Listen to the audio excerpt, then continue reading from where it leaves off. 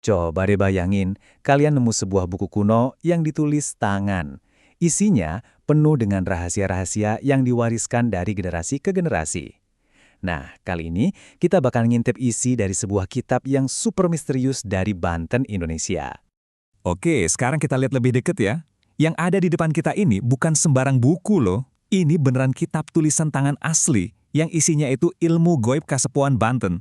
Jadi anggap aja ini bukan sekedar buku buat dibaca, tapi ini semacam panduan praktis ke sebuah dunia kepercayaan yang luar biasa.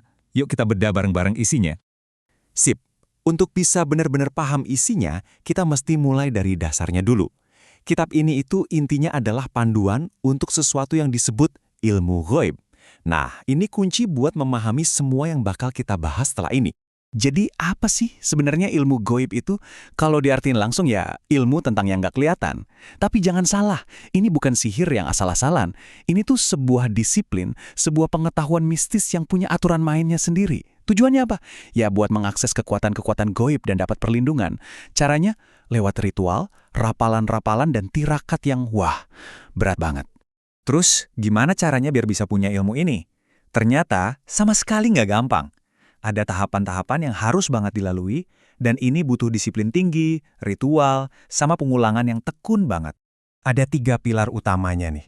Pertama, harus dapat ijazah atau semacam izin resmi dari seorang guru.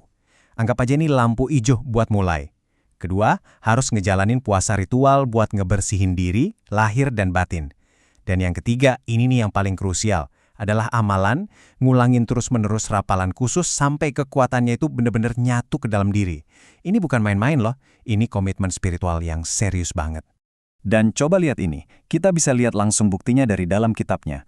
Untuk ritual debus, yang nanti kita bahas lebih dalam, di sini tuh tertulis jelas, puasa 3 hari.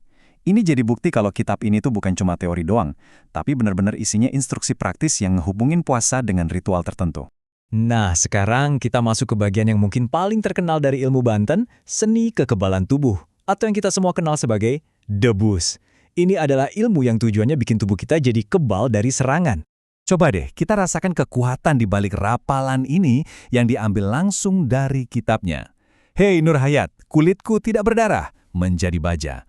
Wow, ini bukan cuma kata-kata puitis ya, ini adalah sebuah niat, sebuah mantra yang dipercaya bisa benar-benar mengubah fisik tubuh jadi sekeras baja.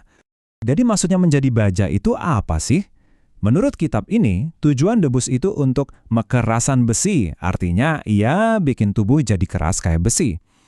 Intinya, ini adalah cara buat melindungi diri dari senjata tajam, buat mencapai kondisi kebal secara fisik lewat kekuatan spiritual yang udah dikumpulin dari puasa dan amalan tadi. Dan ternyata ilmunya ini nggak cuma buat tubuh manusia doang loh, prinsip yang sama juga bisa dipakai buat benda-benda.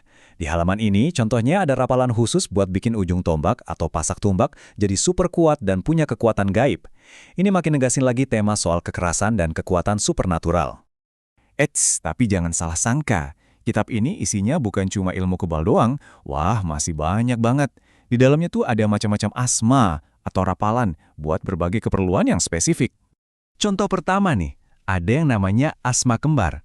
Sesuai namanya, ilmu ini tujuannya biar penggunanya itu kelihatan jadi ada 2 orang. Cukup unik kan?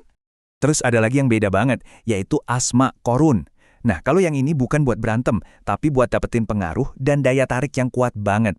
Dari sini aja kita udah bisa lihat kan, isi kitab ini ternyata macam-macam banget, dari ilusi sampai persuasi. Ada lagi nih yang luar biasa. Di halaman ini dijelasin tentang ritual 40 malam buat membuka mata goib. Jadi ini bukan lagi soal kekuatan fisik, tapi soal kemampuan buat ngelihat hal-hal goib yang orang biasa nggak bisa lihat. Kebayang nggak? Ritualnya sampai 40 malam. Pasti kemampuan ini dianggap berharga banget. Tapi ya, kekuatan sebesar ini tentu ada aturan mainnya. Ada pantangan-pantangan yang super ketat dan harus diikutin. Dan kita juga perlu tahu, dari mana sih sebenarnya sumber kekuatan ini berasal? Nah, aturan-aturan ini namanya pantangan. Selama ngejalanin ritual, ada banyak banget larangan. Contohnya, nggak boleh berhubungan seksual, nggak boleh deket-deket perempuan yang lagi haid, bahkan ada makanan tertentu yang dilarang, kayak ikan lele, jantung hewan, atau rebung. Dari sini, kita bisa lihat ada semacam logika di baliknya, yaitu buat ngejaga kesucian spiritual si pengamal ilmu. Terus, sumber kekuatannya dari mana? Nah, Ini yang bikin menarik banget. Ini tuh perpaduan, semacam fusion. Di satu sisi, banyak banget dua-dua Islami kayak Bismillah dan sering disebut juga nama nabi dan malaikat. Tapi di sisi lain, semua itu digabungin sama tradisi spiritual lokal yang udah ada jauh sebelum Islam masuk. Jadilah sebuah sistem kepercayaan yang sangat unik, khas Nusantara banget. Jadi, pada akhirnya ya, kita bisa ngelihat kitab ini dari dua sisi. Di satu sisi, ini adalah warisan budaya yang harganya tak ternilai, yang nyambungin kita ke identitas spiritual masyarakat Banten. Tapi di sisi lain, ini bukan cuma barang antik yang dipajang. Ini adalah panduan praktis, sebuah dokumen hidup dari sistem kepercayaan yang rumit, yang bahkan mungkin aja masih ada yang mempraktikannya sampai hari ini. Ini jadi bikin kita mikir kan? Kira-kira apa ya pelajaran yang bisa kita ambil dari fakta bahwa pengetahuan serumit ini masih bertahan di zaman modern kayak sekarang? Sebuah pertanyaan buat kita renungkan bareng-bareng sambil kita menutup kembali kitab rahasia ini.